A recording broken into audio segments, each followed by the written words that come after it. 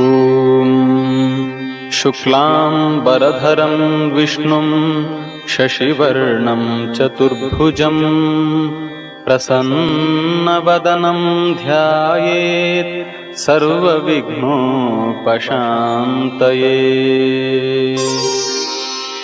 ॐ गणेश्वरो गणक्रीडो गणनाथो गणाधिपः एकदन्तो वक्रतुण्डो गजवक्त्रो महोदरः लम्बोदरो धूम्रवर्णो विकटो विघ्ननाशः सुमुखो दुर्मुखो बुद्धो विघ्नराजो गजाननः